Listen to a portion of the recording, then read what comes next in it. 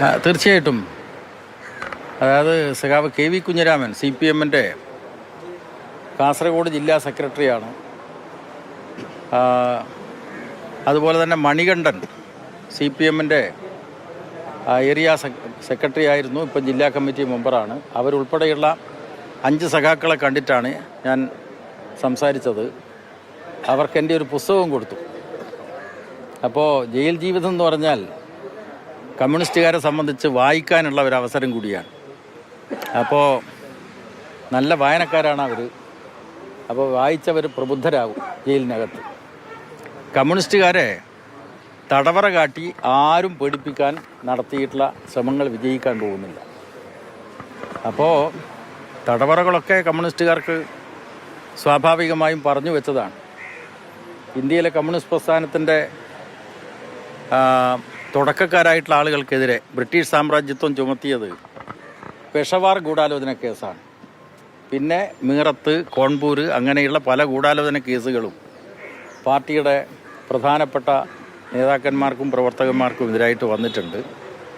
ഇവിടെ രാഷ്ട്രീയ കൊലപാതകങ്ങൾ എല്ലാം അവസാനിപ്പിക്കണമെന്നാണ് CPM-ഉം ആഗ്രഹിക്കുന്നത്. പക്ഷേ ഞങ്ങൾ ആഗ്രഹത്തിനുപരിയായി ഒട്ടേറെ അക്രമ സംഭവങ്ങൾ നമ്മുടെ സമൂഹത്തിൽ നടക്കുന്നുണ്ട്. എല്ലാ അക്രമ സംഭവങ്ങളും അവസാനിപ്പിക്കണം, ഇതാണ് CPM-ൻ്റെ കാഴ്ചപ്പാട്. പക്ഷേ നമ്മുടെ കേരളത്തിലെ വലതുപക്ഷ മാധ്യമങ്ങൾക്ക് മാർക്സിസ്റ്റ് വിരുദ്ധ ജ്വരം പിടിപെട്ടിരിക്കുകയാണ്. ഇവിടെ കാസർഗോഡ് ജില്ലയിലെ പെരിയാക്ക് കേസിലെ വിധിയെ തുടർന്ന് പ്രചാരത്തിൽ രണ്ടാമത് നിൽക്കുന്ന മലയാളത്തിലെ ഒരു പത്രത്തിൻ്റെ മുഖപ്രസംഗം പൂർണ്ണമായിട്ട് വായിച്ചു നോക്കി. ഒരു തവണയല്ല, പലതവണയും വായിച്ചു നോക്കി. കേരളത്തിൽ നടന്നിട്ടുള്ള രാഷ്ട്രീയമായി ബന്ധപ്പെട്ട കൊലക്കേസുകളെ സംബന്ധിച്ചാണ് അതിൽ പറയുന്നത്. അതെല്ലാം കോൺഗ്രസ്സുകാരാണ്, RSSകാരാണ്, SDPIക്കാരാണ്. CPM-കാർ ഈ കേരളത്തിൽ കൊല ചെയ്യപ്പെട്ട ഒരു സംഭവവും മറവി രോഗം ബാധിച്ചിട്ടുള്ള കേരളത്തിലെ ഒരു പ്രമുഖ പത്രത്തിൻ്റെ മുഖപ്രസംഗം എഴുത്തുകാരന് ഓർമ്മ വരുന്നില്ല. മറവി രോഗം ബാധിച്ചിരിക്കുകയാണ് അവർക്ക്. ഇരട്ടക്കൊലയെ സംബന്ധിച്ച് പറയുമ്പോൾ തിരുവനന്തപുരത്ത് വെഞ്ഞാറമൂട്ടിൽ 2020 തിരുവോണത്തിൻ്റെ തലേ ദിവസം CPM-ൻ്റെ 2 പ്രവർത്തകന്മാരെ കൊലപ്പെടുത്തിയിട്ടുണ്ട്. മറവി രോഗം ബാധിച്ചിട്ടുള്ള പത്രങ്ങൾക്ക് ഇപ്പം അത് ഓർമ്മ വരുന്നില്ല. അപ്പോൾ ഇവിടെ ഏത് തരത്തിലുള്ള രാഷ്ട്രീയ കൊലപാതകവും അവസാനിപ്പിക്കണം, അക്രമം അവസാനിപ്പിക്കണം, സമൂഹത്തിൽ സമാധാനമാണ് ഉണ്ടാവേണ്ടത്.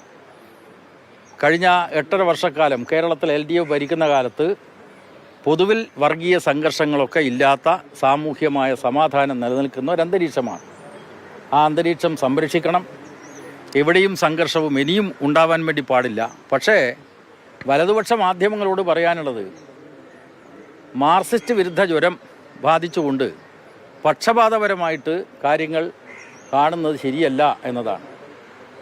ഇവിടെ കേരളത്തിലെ പ്രചാരത്തിലുള്ള ഒരു പത്രം ഒരു ജീവപര്യന്തം തടവ് ശിക്ഷക്കാരനായിട്ടുള്ള ഒരു പ്രതിക്ക് മനുഷ്യാവകാശ കമ്മീഷൻ്റെ ശുപാർശ അനുസരിച്ച് പരോള് കിട്ടി. അപ്പോൾ അതിന് ആ വാർത്തക്ക് കൊടുത്ത തലക്കെട്ട് കൊടികെട്ടിയ മനുഷ്യാവകാശം എന്നാണ്. അപ്പോൾ മനോരമ പത്രത്തിൻ്റെ തലപ്പത്തിരിക്കുന്നവർക്ക് ഇഷ്ടപ്പെടാത്തവർക്കൊന്നും മനുഷ്യാവകാശം പാടില്ലെന്നാണോ അവർ പറയുന്നത്? അപ്പോൾ അതുകൊണ്ട് മാധ്യമങ്ങളുടെ ഈ കോപ്പിരാട്ടി കണ്ടൊന്നും കമ്മ്യൂണിസ്റ്റുകാർ പേടിച്ചു പോകില്ല എന്ന് അത്തരം മാധ്യമങ്ങളെ ഓർമ്മിപ്പിക്കാൻ ഞാൻ ആഗ്രഹിക്കുകയാണ്. ഇവിടെ വിധി വന്നിട്ടുണ്ട്. അവരിപ്പോൾ ജയിലിലാണുള്ളത്. നിയമപരമായിട്ടുള്ള പോരാട്ടത്തിൻ്റെ വഴി അവർക്കുണ്ട്. തീർച്ചയായിട്ടും അങ്ങനെയുള്ള പല വിധികളും പിന്നീട് കോടതികളെ സമീപിച്ചുകൊണ്ട് ആ വിധിയൊക്കെ ഒഴിവാക്കിയിട്ടുണ്ട്. നിരപരാധികളാണെന്ന് തെളിയിക്കപ്പെട്ടിട്ടുണ്ട്. അതിനുള്ള അവസരം ഞങ്ങൾ വിനിയോഗിക്കും എന്നാണ് പ്രതികളായിട്ടുള്ള സഖാക്കൾ ഞങ്ങളോട് പറഞ്ഞിട്ടുള്ളത്. അതനുസരിച്ച് മുന്നോട്ട് പോകും. അതിൽ ആദ്യം ഈ